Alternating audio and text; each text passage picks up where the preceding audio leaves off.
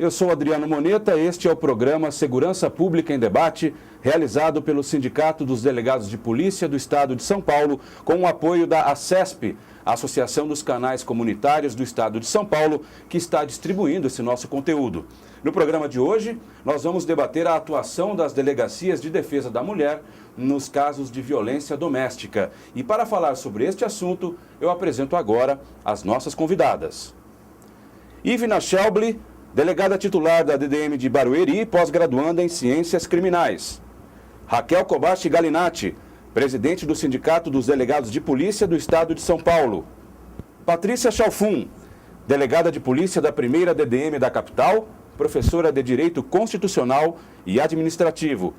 Jaqueline Valadares, delegada titular da 2ª DDM da capital, professora de Processo Penal na pós-graduação da Universidade Paulista. Muito bem, para falar de um assunto tão importante como este, eu queria começar com uma pergunta genérica para que a gente vá se aprofundando no tema ao longo do programa. E aí vocês decidem quem é que vai responder primeiro, não é? Como é que se caracteriza a violência doméstica e familiar na lei que todo mundo conhece como Maria da Penha? Doutora Jaqueline, a senhora primeiro, então. A Lei Maria da Penha, ela traz especificamente as hipóteses em que poderão ser caracterizadas. Será caracterizada a violência doméstica. Então, ela vai ser caracterizada sempre que a violência for praticada no ambiente doméstico, em decorrência de relação familiar ou em decorrência de relação íntima de afeto. O que quer dizer relação íntima de afeto? Como assim? Quais são as vertentes, quais são as variantes? A relação familiar vai ser aquela em que eles tenham, por exemplo, algum vínculo de parentesco, seja sanguíneo ou não. Relação doméstica são aquelas pessoas que vivem, por exemplo, no mesmo ambiente, né? Doméstico, no mesmo lar. E a relação íntima de afeto é a mais comum quando a gente trabalha com a questão da violência doméstica, que são os relacionamentos amorosos. Então, seja namoro, união estável, casamento, ou qualquer outro relacionamento, ainda que não receba essas nomenclaturas, mas que seja uma relação íntima entre o autor e a vítima. É maioria, nos casos de violência doméstica, esses que a senhora colocou agora, desses exemplos ou não? A gente recebe... Ou são maioria, né? São maioria. A gente recebe denúncias envolvendo todos os casos, mas de fato o que acaba aparecendo com mais frequência na delegacia são os casos envolvendo a Lei Maria da Penha relacionados à relação íntima de afeto. Ainda é o que chega mais como denúncia e é o que a população associa mais com a Lei Maria da Penha também. Esse fato, né? Pois não, doutora. Primeiramente, é um grande prazer poder participar desse bate-papo com as colegas que são autoridades em Delegacia da Mulher, doutora Patrícia, doutora Jaqueline e doutora Ivna. Na realidade, a gente tem que esclarecer uma confusão. Muitas pessoas chegam à delegacia e falam: eu sou vítima de violência doméstica. É importante alertar que a Lei Maria da Penha, a Lei 11.340, ela protege a vulnerabilidade da mulher em situação de violência doméstica. É de se alertar que o homem, quando ele também está numa situação de violência doméstica, ele não é protegido por essa Lei 11.340.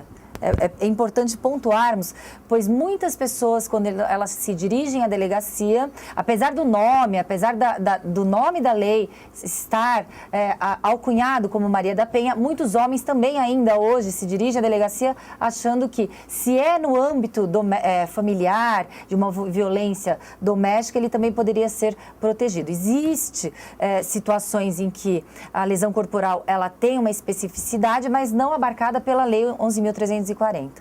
É uma ação afirmativa. O que seria essa ação afirmativa? Como elas estão numa situação, como a doutora Raquel acabou de mencionar, de vulnerabilidade, então não é qualquer caso, simplesmente pelo fato de se ter um homem e uma mulher, que a Lei Maria da Penha vai se aplicar. Por exemplo, eu posso ter 2 irmãos, um homem e uma mulher, e há uma lesão corporal na qual ocorreu por motivo de herança. Motivo de herança não é uma questão de gênero feminino, tá? Então eu poderia ter, por exemplo, 2 homens que estão brigando também pela mesma questão. Então é importante a população saber, ter conhecimento de que a Lei Maria da Penha, ela é uma exceção. Ela, inclusive, as medidas protetivas de urgência se caracterizam por uma restrição à liberdade do indivíduo.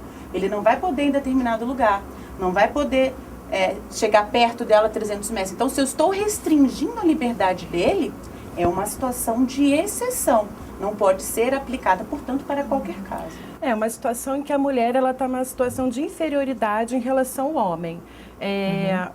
Essa mulher, ela tem que estar sendo tratada como um objeto, como alguém que está numa posição inferior a esse homem.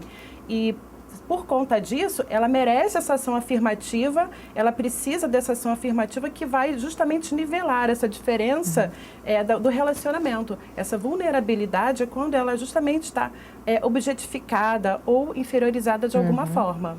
Então a gente pode dizer que sempre há envolvido nessa questão o gênero. Sim. Sempre, Sim, o gênero. 100% das vezes. Sim.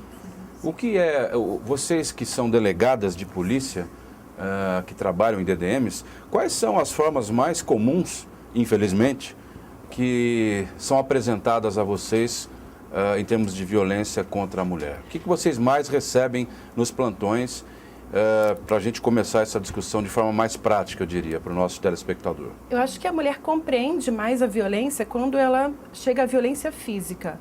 Muitas vezes a mulher não compreende que quando ela sofre uma agressão verbal, uma ameaça, quando ela é insultada, ela muitas vezes não percebe que isso é uma violência e que a violência ela é gradativa. Ela não começa, o agressor ele não vai de um dia para a noite praticar uma agressão física contra essa mulher, mas ele vai insultar e essa agressão ela vai sendo progressiva e aí o ciclo da violência vai se desenvolvendo, né? Até chegar ao ponto de chegar uma lesão e aí acho que a mulher aquilo ela sente e aí ela procura a delegacia. Muito bem colocado que a doutora Ivna fala, pois uma situação de violência moral, onde a mulher, uma situação que a mulher ela fica subjugada numa violência psicológica, muitas vezes é muito mais gravosa do que a própria violência física. Realmente o mais comum é chegar a denúncia até a delegacia, a vítima se dirige até a delegacia no pior estágio, no estágio em que culminou numa violência física, num olho roxo, numa costela quebrada, num dente quebrado. Porém, toda essa situação é porque ela ficou subjugada por aquele agressor. Aquele agressor muitas vezes proíbe essa mulher de relacionamentos, de amizades, ou até mesmo proíbe ou a deixa tão intimidada que deixa aquela mulher tão insegura, tão desprovida de vontade, que ela não percebe que está sendo vítima daquela coação moral, daquela violência moral em que despe a mulher da sua própria personalidade. Essa violência, podemos falar, né, doutoras, que fazem parte da cifra negra. Essas violências muitas vezes não chegam até o conhecimento da delegacia de polícia, da delegada. E muitas vezes quando chega, já é uma situação limítrofe ou uma situação fatal, que já aconteceu até um feminicídio ou uma tentativa de feminicídio. Uma questão interessante em relação a esse ponto é o seguinte: ela não sabe que sofre violência doméstica porque todas as gerações, a mãe, a avó, também sofrem. Então, ela acha comum, né? A mãe sofre violência doméstica, que a avó sofreu violência doméstica e ela também sofre. E começa desse jeito, desse ciclo, né? Ela é subjugada, não usa determinada roupa, não pode ir para determinado local. E a mãe, muitas vezes, por também não ter essa informação, não ter, né, enfim, acaba fazendo com que a filha, né, se repetem os papéis. É muito os padrões, né? O padrão. Nesse sentido do que a doutora Raquel estava destacando, é interessante ressaltar a questão dessa abordagem psicológica do agressor em relação à vítima. Quando o agressor, um homem, ele tem essa tendência de ser um agressor e tratar a companheira, a namorada que seja, dessa forma inferior, a gente acaba percebendo que ele tem alguns comportamentos que tendem a agredir alguns pontos centrais em qualquer mulher, em qualquer vítima, na verdade. Então, toda mulher, ela tem alguns pontos de apoio na vida dela. Então, a gente destaca família, amigos, autoestima e trabalho ou escola, faculdade, que seja. Então, esse agressor da violência doméstica, ele até a fim de colocar a vítima nesse ambiente dele de controle, ele costuma tolhi-la nesses sentidos. Então, ele tenta afastá-la da família, dos amigos, ele ataca a autoestima dessa vítima, como mencionado, proibindo ela de usar determinadas roupas, obrigando a cortar o cabelo, andar com o cabelo preso, proíbe de frequentar a faculdade, de trabalhar, mas sempre de um jeito que ele torna aquilo tão natural que ela acha às vezes que aquilo é uma preocupação dele. Ah, meu marido não quer que eu trabalhe porque ele consegue me sustentar. Quando na verdade ele já está preparando todo um cenário que vai afastar a vítima de pessoas que poderiam ajudá-la a perceber aquilo. E aí entra no que a doutora Ivna mencionou, ela pode começar a entrar num ciclo de violência que ele começa com xingamentos, com ameaças, que pode culminar com agressões físicas e até a morte. Porque essa vítima já está isolada de tudo, ou de qualquer outra pessoa que ela poderia pedir ajuda ou perceber aquela situação que ela se encontra. Antes do programa a gente conversava nos bastidores sobre essa questão cultural. Como é possível, ou se é possível, resolver esse problema que a senhora está se referindo e que a doutora Patrícia também se referiu, doutora Ivna, enfim, da cultura. Porque muitas vezes a própria mulher acha que é normal mesmo, que, enfim, ela sempre viu isso e o que ela está passando é a vida. A vida é assim mesmo, tudo bem. Enquanto que pode ser bem diferente. Pode ser sem machismo, sem agressão, sem essa série de coisas. Vocês acham possível haver algum tipo de mudança cultural nisso? Eu acho que sim. Eu acho que apesar da gente viver numa sociedade patriarcal ainda, eu acho que o principal ponto, né, que poderia auxiliar na melhora desse aspecto cultural e sociológico seria a educação. Eu acho que dentro das casas, nós mulheres, né, poderíamos contribuir com isso, ensinando os homens a tratar bem as mulheres. Na minha casa, meu irmão e eu lavávamos a louça, por exemplo. Entendeu? Não tinha esse negócio assim, a menina vai arrumar a cama e o menino vai ficar com o pai vendo as coisas do carro. Não, meu irmão tinha que arrumar a caminha dele, lavava a loucinha. E como vocês estão vendo, eu estou grávida, a doutora Jaqueline também. E são meninos. Então, nós já temos... E, aliás, né, a gente estava até conversando antes de começar o programa. Os nossos meninos que estão aqui já vão saber violência doméstica de cor, né? Então, as futuras companheiras dele já vão tratar a mulher. Porque, muito bem, porque eles já sabem. E eu acho que a solução, um dos pontos seria esse. Então, mas a senhora fala de uma mudança, de uma possível mudança cultural. Eu tenho que admitir que eu gostaria muito que houvesse mesmo. Mas será que nos rincões do país, no interiorzão, isso é possível? Dado o distanciamento desse pensamento de vanguarda que nós temos geralmente nas principais metrópoles? Eu entendo que essa questão até do trabalho da mídia, inclusive hoje, por exemplo, ela passa a ter um acesso muito maior. A Lei Maria da Penha é uma das leis mais conhecidas do nosso país. As pessoas podem até não conhecer o seu conteúdo juridicamente, mas elas têm noção do que essa lei tutela, né? Que ela protege a mulher, que o homem não pode bater na mulher. Então ela tem uma noção, ainda que superficial, mas tem. E esse papel da mídia é muito importante, a divulgação, esse trabalho de conscientização, que vai desde de dentro de casa, como a doutora Patrícia mencionou, até novelas, comerciais. Tudo isso faz com que ainda essas moças que vivem lá no interior do nosso país, elas tenham já comecem a ter pelo menos essa consciência de que tem alguma coisa errada naquele comportamento ali. Entendi. E eu acredito também que já houve uma mudança de comportamento nesses 11 anos de existência da Lei Maria da Penha, porque logo quando ela surgiu, suscitou-se até a sua inconstitucionalidade, né, por conferir um tratamento diferenciado entre homens e mulheres. E hoje é uma lei consolidada, como a doutora Jaqueline mencionou, é uma lei que é uma das mais conhecidas do país e que, assim, todo mundo fala da Lei Maria da Penha e eu acho que ninguém imagina mais o cenário jurídico sem essa lei, sem esses mecanismos de proteção da mulher. Mudou muito depois que ela apareceu, essa lei? Mudou. Bastante. Mudou bastante. Até porque existia uma situação antes da Lei Maria da Penha, em que a vítima ela se dirigia até uma delegacia, eu vou falar o termo chulo, prestavam uma queixa, entre aspas, e aí o doutor ou doutora, delegado ou delegada gostaria de retirar a queixa. Hoje não existe mais essa possibilidade. A vítima chega até a delegacia, retrata o fato criminoso e esse fato não pode mais ter aquela desistência de denunciar. Imediata, né? Somente após uma audiência. Então, ou seja, há todo o inquérito policial, a denúncia, o agressor ele é chamado perante um juiz com um promotor ali ou seja, não é uma situação mais tão fácil de que você vá até uma delegacia, até mesmo muitas vezes coagida pelo próprio marido, chega e retira essa denúncia de uma agressão sofrida no ambiente familiar, doméstico, etc. Então, houve sim uma mudança de comportamento até mesmo dos agressores, pois eles acham hoje, o agressor, ele sabe que hoje terá uma consequência mais grave aquele ato praticado. Não raras vezes eu lavrei um flagrante por agressão e a mulher chegava, doutora, eu quero retirar, como é que eu faço para tirar o meu marido? E não havia como, entendeu? Agora é ação pública, incondicionada, e aquilo vai seguir de ofício, ela não tem mais como voltar atrás. Mas isso não provoca ainda hoje, na mulher agredida, uma hesitação no momento de consolidar a sua queixa numa delegacia de polícia? O que a gente percebe nos plantões é que algumas delas vão lá para entre aspas, para dar um susto no companheiro.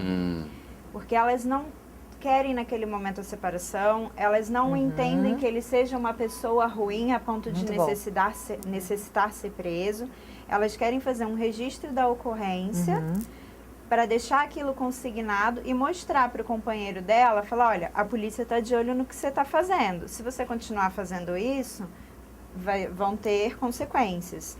O que acontece hoje na esteira do que as doutoras mencionaram é que alguns crimes, como a lesão corporal, a vítima não tem mais esse controle sobre o registro da ocorrência. Então, a partir do momento em que ela faz o boletim, o inquérito vai ser instaurado automaticamente, colhidas as devidas provas, vai ser iniciado o processo criminal, ainda que contra a vontade dessa vítima. Outros crimes, porém, ela ainda tem esse poder na mão dela, que seria, por exemplo, o crime de ameaça, que ela tem o prazo de representação, que seria o prazo para que elas processassem o autor criminalmente, que é um prazo de 6 meses, assim como crimes contra a honra, como injúria, calúnia, difamação. E aí, nesses crimes mais leves, elas ainda têm um pouco desse controle. Mas, como já mencionado, elas só vão poder se retratar dessa representação em audiência perante um juiz, para que o juiz tenha certeza de que ela não está sendo coagida a retirar essa queixa. Tem isso, é? E ainda assim, se ela o fizer antes do oferecimento da denúncia. Sim. Exatamente. Porque depois não tem mais possibilidade. Depois não tem mais essa possibilidade. Ainda hoje, mesmo com todo esse trâmite, existe a situação, por mais estranha, bizarra que possa parecer, a própria vítima chega. Isso aconteceu em um plantão. Eu nunca trabalhei numa delegacia da mulher, mas as delegacias comuns também atendem muitos casos de violência doméstica, principalmente nas periferias de São Paulo, principalmente sábado, domingo, feriado e principalmente no verão. Parece que a violência doméstica ela se aflora no verão. E assim, muitas vezes a mulher chega ali em um estado ensanguentada. Após a lavratura do flagrante, por ser possível o delegado ele poder deliberar pelo arbitramento da fiança ou não, a própria vítima querer pagar a fiança. Então, por muitas vezes eu já neguei a fiança, determinei um flagrante sem a fiança por essa situação. Então, a vítima, muito bem colocado pela doutora Jaqueline, pela doutora Ivna e pela doutora Patrícia, a vítima ela não percebe que ela é vítima. Muitas vezes ela se sente até culpada por estar sendo agredida. Então, a vítima, quando acaba aquele calor dos fatos, quando já estão ali terminando os trâmites do flagrante, que já se passaram 2 ou 3 horas, a vítima começa a se culpar. Eu já peguei um caso, inclusive no plantão, que a vítima, ela não queria, ela chegou na delegacia, né, ele tinha ameaçado de morte. Ela decidiu representar contra a ameaça de morte, começamos os procedimentos para lavar o flagrante. No meio do flagrante, ele continuou ameaçando. Se você assinar, ele falava para ela, se você assinar os papéis, etc, à eu sua vou frente? te matar. Ele já estava na frente dos policiais, né? Dos policiais Poxa, mas militares. ousado, hein? Sim. E ela ficou com medo. Por quê? Porque ele achou que ele queria que ela não assinasse os procedimentos. Ela ficou com muito medo. Então foi um caso bem interessante. Graças a Deus deu tudo certo. Ele continuou recolhido. E a gente conversou com ela, orientou o que era melhor, explicamos para ela que ela ia ser protegida, concedida a medida protetiva, mas para você ver como psicologicamente eles mexem com ela. A doutora Raquel mencionou que antes da lei, depois da lei, houve uma mudança de comportamento dos agressores. Essa mudança ainda precisa ser maior, na opinião de vocês? Porque apesar da lei, a gente recorrentemente vê nos telejornais, nos jornais, notícias de homens que chegam e matam. Houve um exemplo de uma enfermeira que foi morta na unidade de saúde, não é? E que, aliás, tinha pedido medida protetiva, enfim, estava esperando, aquela história toda. Depois a gente vai entrar nesse assunto. E apesar da lei ter sido mudada, salvo engano, porque essa questão de poder retirar, isso foi mudado ao longo dos anos, não é? Sim. Foi mudado pela Lei Maria da Penha. Pela própria lei? Pela Lei Maria da Penha. Ótimo. Mas apesar disso, ainda tem homem que perde a cabeça, vai lá e mata. Sim. E como é que vocês, como delegadas de polícia, enxergam essa questão? Ela transcende a questão policial, não transcende? Não, primeiro que assim, o homem não perde a cabeça e vai lá e mata. O homem já é um agressor, já é um criminoso. Sim. Isso não existe desculpa para a agressão ou para a prática do crime. O homem, é muito comum falar assim, nossa, eu perdi a cabeça... Não, eu retiro essa frase, desculpa. Eu perdi a cabeça essa frase foi péssima, a mulher. Foi não, péssima. Eu perdi a cabeça e espancou a mulher. Não. É uma frase de defesa, né? Ele não perdeu a cabeça e espancou a mulher. Ele já é um criminoso, ele já tem um caráter criminoso e que deve ser coibido, deve ser punido e deve ser processado. Agora, a mudança que há são aqueles que não são criminosos e querem dar uma desculpa de que perdeu a cabeça, sabendo que já não será tão fácil, já não será tão... Não haverá uma impunidade ou uma facilidade nesse quesito, aí sim. Porque aqueles que são criminosos praticarão o crime com lei ou sem lei. Eu percebo isso. O que eu observo, assim, nos casos em que a vítima toma uma atitude, logo quando ela percebe a violência, naquelas manifestações iniciais, que é um xingamento, uma ameaça, um empurrão, o que eu percebo é que o caso não evolui. Então, assim, esse sujeito, ele vai à delegacia, ele vai prestar esclarecimentos, ele vai ser esclarecido das consequências dos seus atos. Mas só dela ser empurrada, ela pode ir numa delegacia já e prestar e fazer a denúncia? Sim. Ah, que ótimo. A gente precisa falar isso, porque tem muita gente assistindo a gente que talvez não saiba também. As pessoas não têm tem muita noção mulher da que está assistindo a gente, pode estar sendo agredida, pode estar sendo empurrada, pode estar sendo xingada pelo companheiro e não sabe disso. Você pode ir na delegacia, a delegada está falando. Então, nesses casos, o sujeito vai à delegacia, a gente esclarece, ele toma ciência das consequências dos seus atos e o que eu percebo é que não há uma evolução. Muitas vezes essa mulher volta para casa, ou faz as pazes, ou separa, mas não há uma evolução. Esses casos mais graves acontecem por aquela mulher que sofre calada, que suporta a violência, e aí quando a notícia crime chega para nós, já é um caso que atingiu dimensões já mais graves. Então, realmente, ali existe uma ruptura, né? uma impossibilidade dessa mulher continuar a viver com esse sujeito, por ele manifestar uma violência exacerbada. Vocês veem isso também nos seus trabalhos? Sim. Mas aparecem mulheres que vão lá efetuarem denúncias por terem sido xingadas somente, por exemplo? Sobre esse aspecto que você está mencionando, é interessante a gente destacar que a Lei Maria da Penha, quando ela fala dos tipos de violência, ela elenca exemplificativamente 5 tipos de violência. Vamos lá, quais? Violência física, a violência moral, a violência psicológica, a violência patrimonial e a violência sexual. Vamos dar exemplo? A Lei Maria da Penha, ela não traz os crimes propriamente ditos. Os crimes a gente vai encontrar na legislação, no Código Penal ou em outras leis. Mas ela exemplifica os tipos de violência. Então, dentro da violência física, por exemplo, as mais comuns seriam a lesão corporal. Então, dá um soco, chuta, bate com um pedaço de pau na vítima. Então, a agressão física propriamente dita é aquela que a gente vê, né, que machuca. Mas dentro desse contexto da violência física, tem essa questão, por exemplo, da contravenção de vias de fato. É o cara que empurra a esposa, que puxa o cabelo, mas não chega a causar uma lesão corporal nela. A gente também trabalha com a injúria real, que é aquele cara que desfere um tapa no rosto da esposa, mas não o suficiente para deixá-la lesionada, mas dá um tapa. Cusparada também é motivo para ir na delegacia? Sim, lógico. É importante a gente falar isso aqui, eu acho. Dentro da violência moral. Toda forma de você diminuir, de você violar aquela pessoa, seja fisicamente ou moralmente, você deve denunciar. Tudo aquilo que é aviltante, mas desculpa, doutora, a doutora Jaqueline estava falando importante, os exemplos dentro. Mas esse bate-papo também é importante, vamos continuar. Dentro da violência moral, por exemplo, a mais comum que aparece na delegacia é a ameaça, é dizer que vai matar. A questão da ameaça também é importante a gente trazer as interpretações atuais, né? Não a interpretação, os cenários atuais. A gente está acostumado com a ameaça tradicional, digamos assim, né? Do autor virar e falar, eu vou te matar, se você me largar, você não vai ficar com mais ninguém, eu te mato. Mas hoje em dia, até em razão da evolução do mundo moderno, eles mandam ameaças de forma subliminar. Então, por exemplo, ano passado, teve, acho que em dezembro, no Natal, uma família foi assassinada porque o rapaz invadiu a festa de Natal ou de Ano Novo, não me recordo, e matou a família inteira da lá na região de Campinas.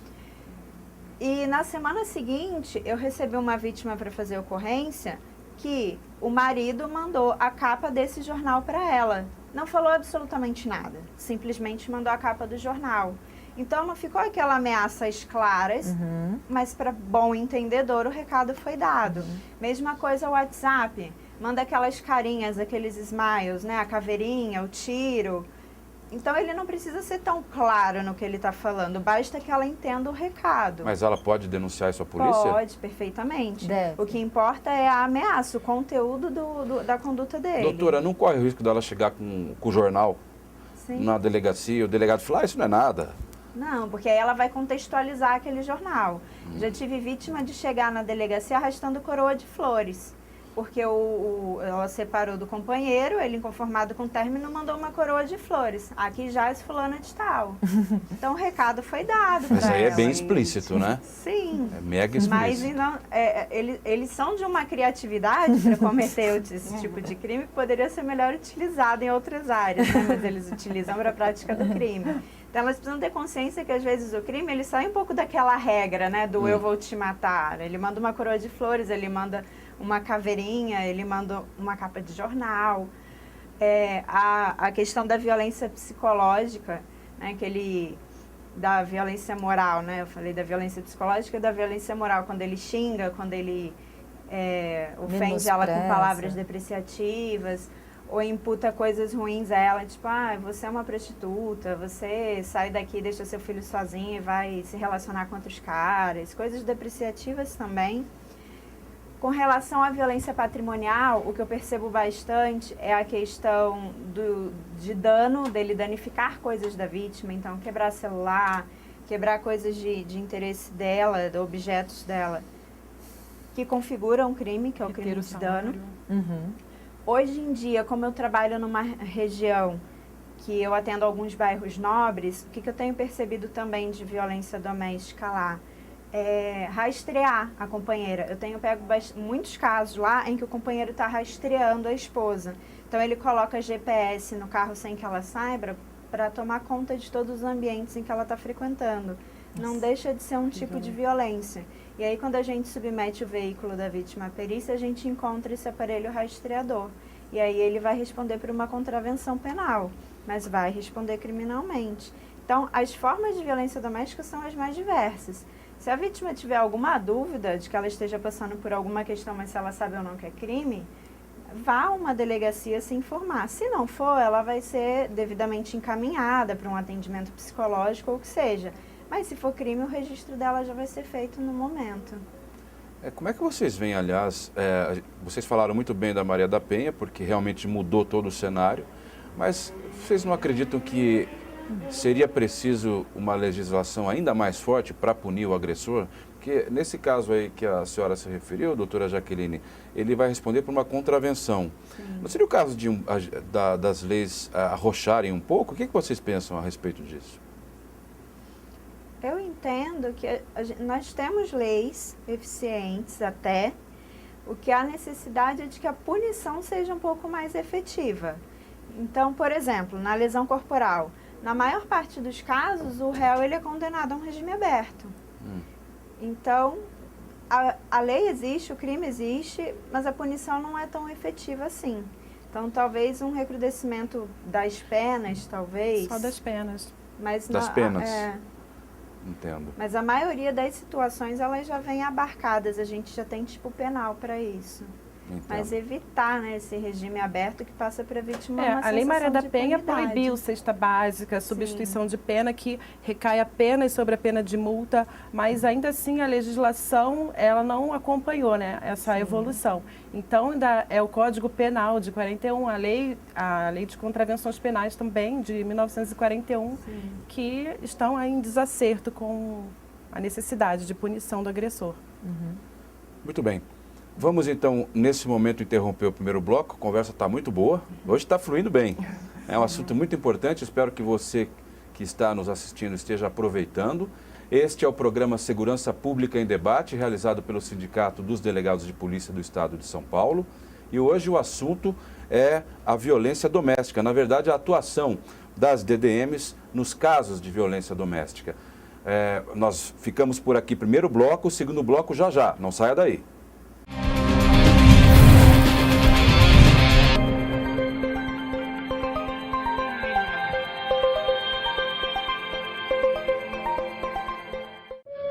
Preparado para viajar barato? Viajar Barato é o único outlet de viagens do Brasil. Alta tecnologia para buscar as melhores oportunidades e promoções. Pacotes completos para você não se preocupar com nada. Viajar Barato é o único outlet de viagens no computador, celular, 24 horas, sem sair de casa. Réveillon, Carnaval, cruzeiros marítimos, férias de verão. A hora é agora. Viajarbarato.com.br, o único outlet de viagens do Brasil. Viajar Barato.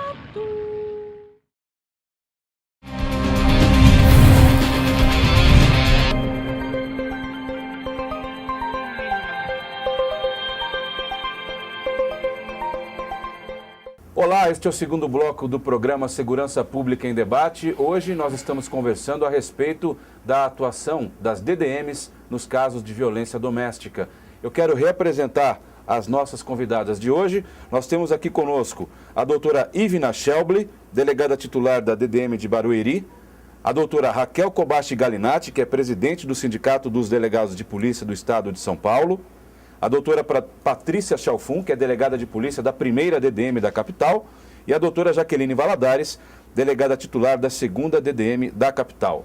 E uma coisa interessante é a seguinte: todas as quatro são oriundas do estado do Rio de Janeiro. 3 nasceram na cidade do Rio e outra nasceu em Niterói. Nós estamos em São Paulo. São Paulo está com tudo. O Rio está com tudo em São Paulo, né? O Rio está com tudo. Vocês vieram para São Paulo por contingência do destino ou porque trabalhar na Polícia Civil aqui é melhor? A Polícia Civil daqui, eu acho que a Polícia Civil daqui é muito boa e, né, uma das melhores. Eu vim para cá pequena, com 1 ano e meio. Eu já vim para cá, para São Paulo, para Santos pequena. Já é uma paulista, então, de fato, já é uma santista. Tem tudo aí misturado. Gente, queria começar esse bloco perguntando a vocês, e eu acho que sempre de olho no que as nossas telespectadoras e telespectadores estão querendo ouvir, como é que é o atendimento numa DDM? A pessoa chega, já está com uma sobrecarga emocional violenta, porque deve ter sofrido uma agressão ou algo similar. E aí, o que vocês das DDMs estão preparadas para fazer? Na verdade, a gente já tem essa noção, né, de que a vítima de violência doméstica é uma vítima diferenciada, porque ela não é aquela pessoa que sofre um assalto na rua, uma pessoa que vai assaltá-la e nunca mais ela vai ver na vida. A pessoa que está cometendo crime contra ela é uma pessoa que, via de regra, é uma pessoa com quem ela tem um vínculo afetivo, né, e ela vai voltar para casa muitas das vezes e vai reencontrar esse agressor. Então, o atendimento já é todo voltado para atender essa mulher que chega vulnerável, fragilizada. Então, a gente tem que perceber que no momento em que a mulher chega para apresentar a ocorrência, ela está sensível e qual é o foco do atendimento? É não minimizar o problema dessa mulher, é entender que naquele momento, aquele é o maior problema para aquela pessoa.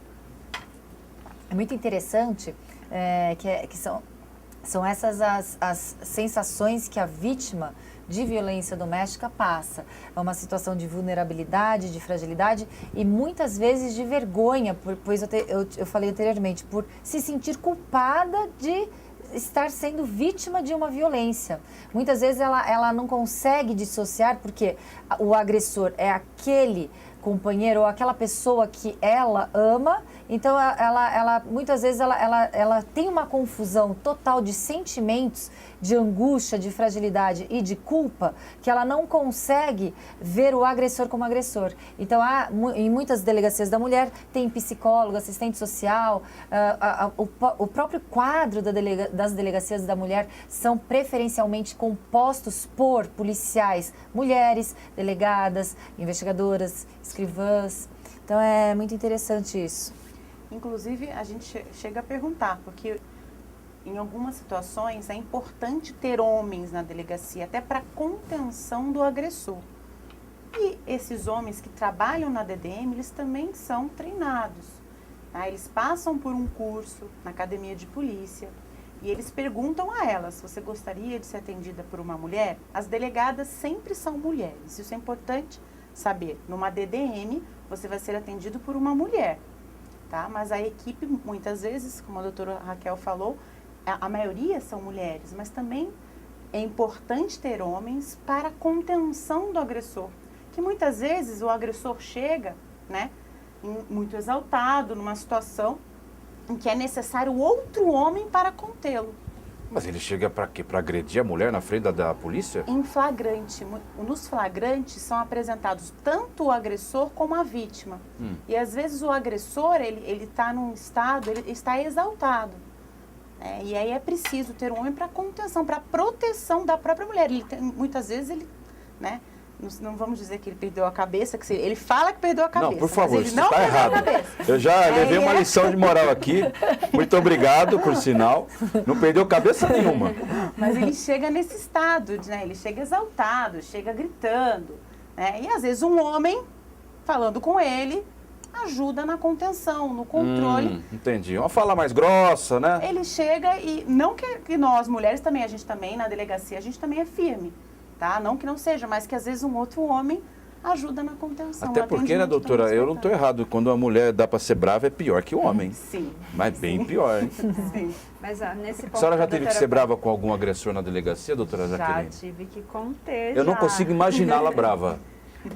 Precisa ser brava, né? Principalmente com agressor, e principalmente a gente que já trabalhou até em distrito comum antes, né? Que você lida com roubadores, homicídios, né? Na delegacia da mulher é um pouco até mais fácil da gente administrar, porque é bastante comum que os nossos agressores, na verdade, sejam covardes. Eles se utilizem da vulnerabilidade da companheira deles. Quando eles se deparam com uma mulher que não demonstra talvez aquela vulnerabilidade que ele está acostumado, é mais fácil até da gente conter. O que eu concordo com a doutora Patrícia com relação à necessidade de ter homens na delegacia, porque a mulher ela tem uma diferença física, porte físico. Então é bastante comum, dependendo da região da delegacia, que esses agressores cheguem drogados, alcoolizados, e aí é muito difícil a mulher conseguir conter, seja delegada, investigadora, a gente precisa realmente de força física. Então há necessidade de homens, sim, trabalhando em DDM, mas essa é uma questão até bastante discutível, porque na minha delegacia, por exemplo, o funcionário que mais recebe elogios formais é um homem. Então, a maioria das minhas vítimas, as vítimas que mais elogiam o atendimento lá é o atendimento de um homem. Então, o importante, na verdade, não é ela ser atendida por uma mulher ou por um homem, é ela ser bem atendida, ela ser acolhida, que a pessoa que esteja trabalhando numa delegacia de defesa da mulher, ela trabalhe ali porque ela queira, ela esteja lá entregue aquela função. Então, hoje até, em São Paulo, nós contamos com uma rede bem significativa de delegacia de defesa da mulher. Hoje nós temos 133 delegacias espalhadas por todo o estado, só que na capital são 9. É uma rede que, se for comparada aos demais estados, é muito grande. A nossa rede de DDMs em São Paulo representa quase 36% de todas as DDMs do país. Mais de um terço. É uma rede muito significativa, Bastante. Embora ainda precisemos melhorar. Ainda existem locais que necessitam de delegacia de defesa da mulher e não tem. Mas o mais importante é que hoje a Polícia Civil de São Paulo ela já tem uma consciência maior sobre essa necessidade de acolhimento da mulher. Inclusive, a Academia de Polícia já está fazendo, entre aspas, uma reciclagem em todos os seus funcionários que estão participando hoje do projeto Integrar, que visa humanizar o atendimento em qualquer unidade policial. Porque às vezes a vítima está do lado de uma delegacia de bairro e a DDM talvez não seja tão próxima para ela. Então não tem por que ela se deslocar para um lugar distante, podendo ser atendida por uma delegacia de bairro. Então, se o policial da delegacia de bairro dá um tratamento humanizado para ela, é o que interessa para ela. Ela não precisa necessariamente daquele ambiente da DDM. Ela quer ser acolhida. Ela quer que a pessoa que esteja do outro lado do balcão não esteja ali para julgá-la. Esteja ali para orientá-la e registrar os fatos. E paralelamente a isso, foi editada a Resolução 1 de 2017, né, que padronizou o atendimento das ocorrências de violência doméstica.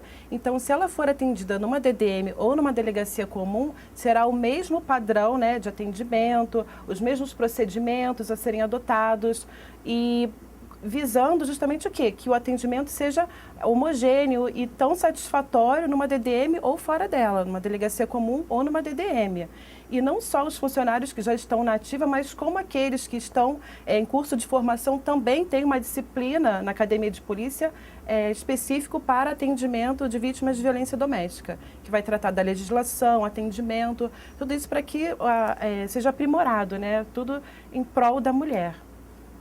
Agora, a questão do atendimento ser feito por um homem não é um dos motivos pelos quais, justamente nas DDMs, o efetivo maior é de mulheres. A mulher que vai realizar uma denúncia numa delegacia não fica meio assim de se comunicar com um policial homem, porque ela tem medo de ser julgada, justamente o que você falou? Na prática, o que eu percebo é que as vítimas tendem a pedir atendimento feminino quando é relacionado a crime sexual. Ah, tá. Então, elas se sentem pouco à vontade em reportar crimes sexuais a policiais homens, porque entra muito na intimidade dela. Reportar agressão física, são raras as vítimas que fazem questão de ter um atendimento por mulher. Mas quando é agressão sexual, sim. Porque realmente a agressão sexual em si já foi extremamente invasiva. E ela ter que reportar aquilo para um homem, ela se sente ainda mais fragilizada. Por isso a importância de ter policiais mulheres nas DDMs. Não precisa ser o efetivo inteiro, mas sempre ter alguma policial feminina na delegacia é fundamental, principalmente para esses casos de violência sexual. Até porque é importante destacar que as DDMs não tratam só a violência doméstica, mas a gente também trata a violência sexual contra mulheres adultas, crianças e adolescentes.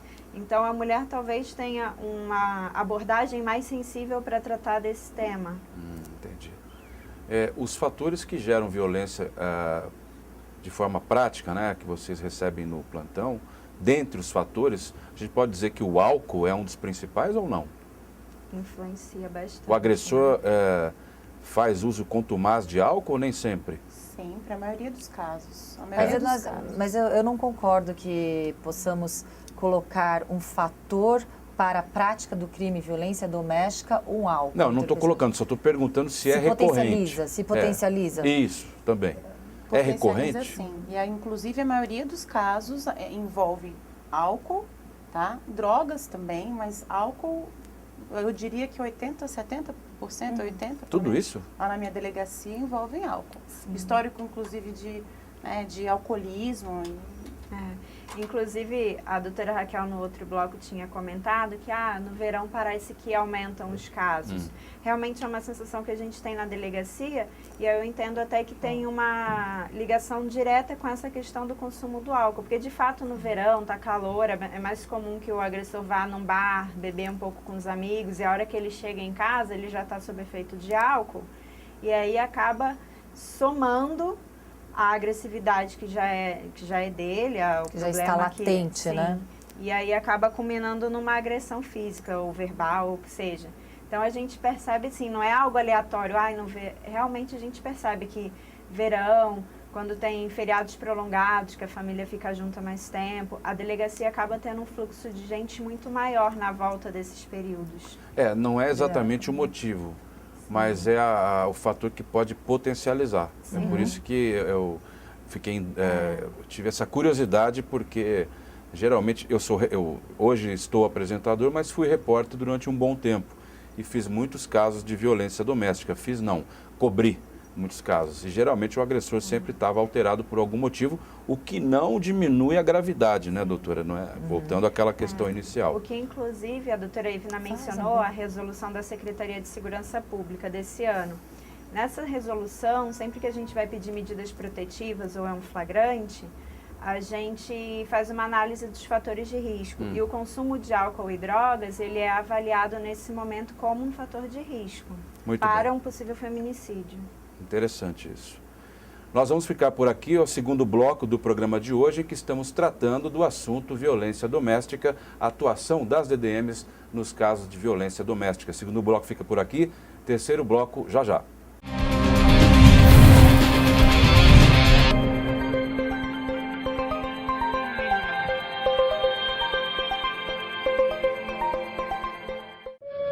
Preparado para viajar barato? Viajar Barato é o único outlet de viagens do Brasil.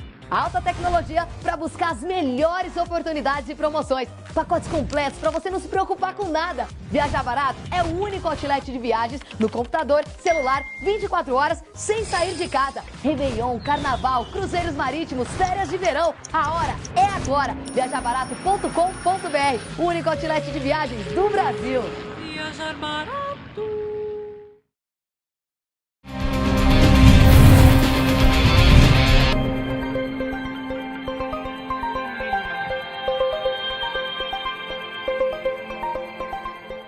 Olá, este é o terceiro e último bloco do programa de hoje, Segurança Pública em Debate. Estamos conversando sobre a atuação das delegacias de defesa da mulher nos casos de violência doméstica. Eu queria começar esse terceiro e último bloco perguntando para as senhoras a respeito das medidas protetivas. As senhoras acham importante o delegado de polícia poder decretar a medida protetiva ou é melhor a mulher realmente esperar o judiciário, aquele prazo de 5 dias? O que vocês pensam a respeito desse assunto? Eu acho que promove ainda mais a proteção da mulher. Eu acho que é um benefício. O delegado, ele atua no calor dos fatos. Então, portanto, acredito que a concessão das medidas protetivas pelo delegado de polícia só tem a beneficiar a vítima. Não existe nenhuma ressalva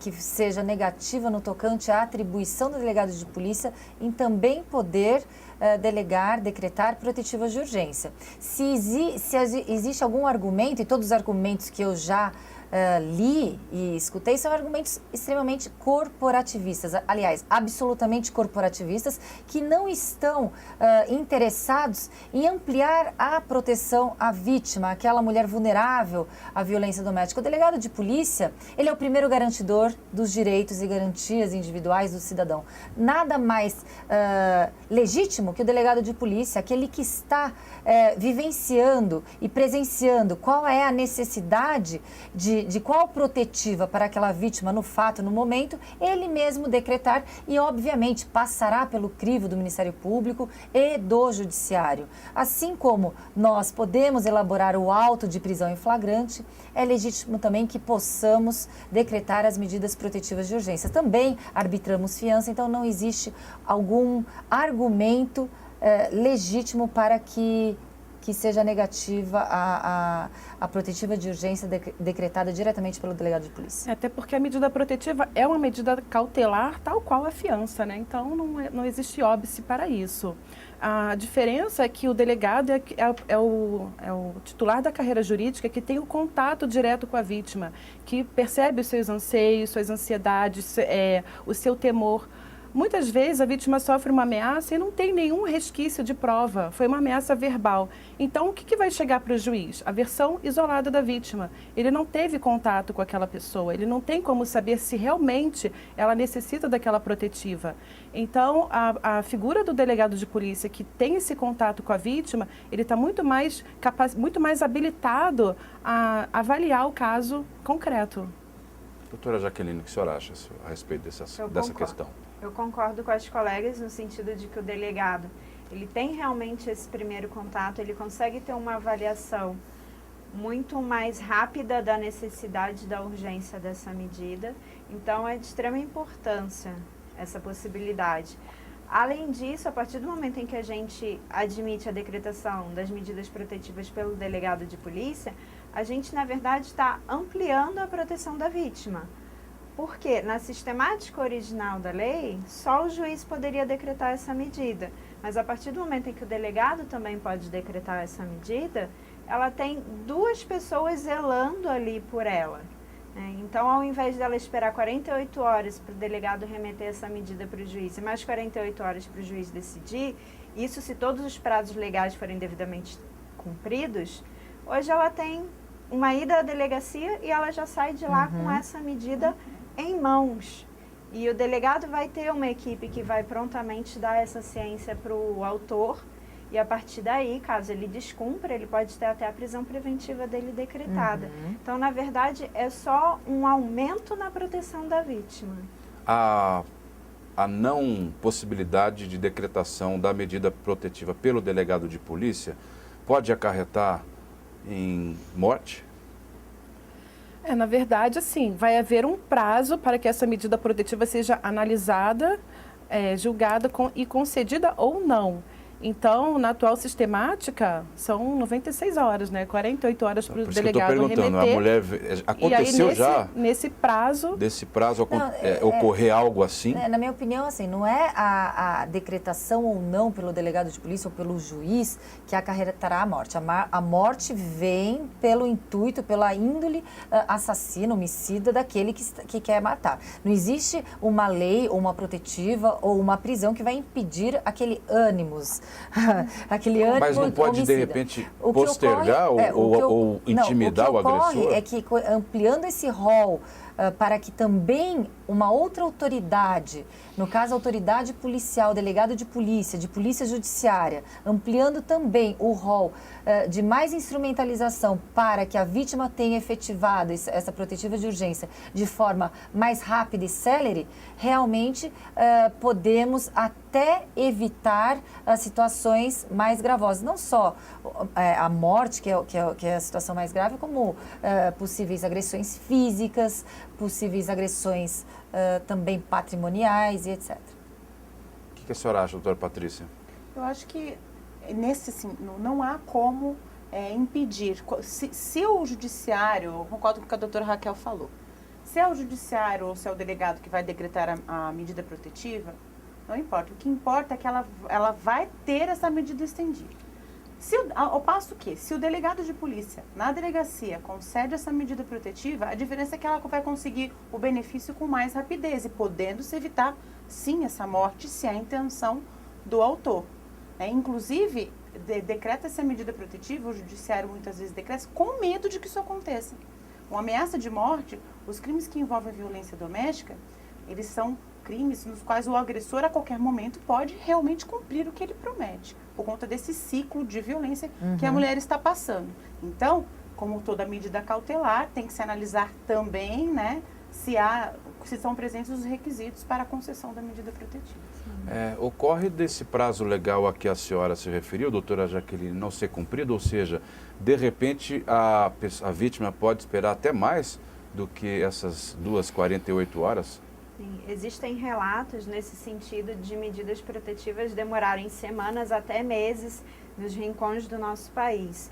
Porque hoje a gente está num estado como São Paulo, que a gente tem até fóruns de acesso, de fácil acesso.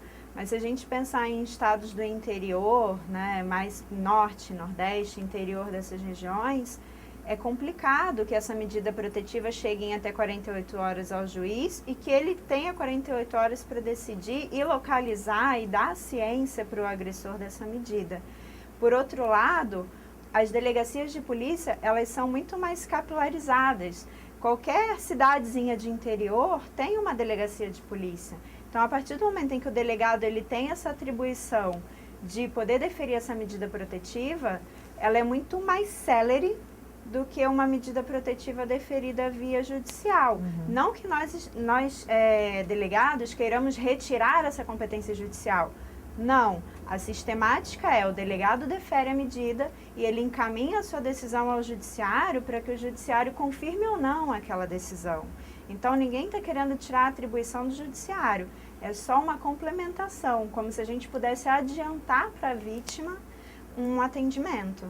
Muito bem. Doutora Ivna, doutora Raquel, doutora Patrícia, doutora Jaqueline, eu queria agradecer a presença de todas aqui hoje por esse excelente programa. Acho que a gente deve voltar ao assunto, não é, doutora Raquel? Com certeza, certamente. Dado que um programa só para esse assunto tão imenso, tão importante. Já temos até uma ideia para o próximo assunto. Exato. Crimes sexuais. Podemos bolar esse próximo assunto. Muito bem. Este foi o programa Segurança Pública em Debate, uma realização do Sindicato dos Delegados de Polícia do Estado de São Paulo. Hoje nós conversamos sobre a atuação das DDMs nos casos de violência doméstica. A você que nos acompanhou até aqui, o meu muito obrigado e até a próxima.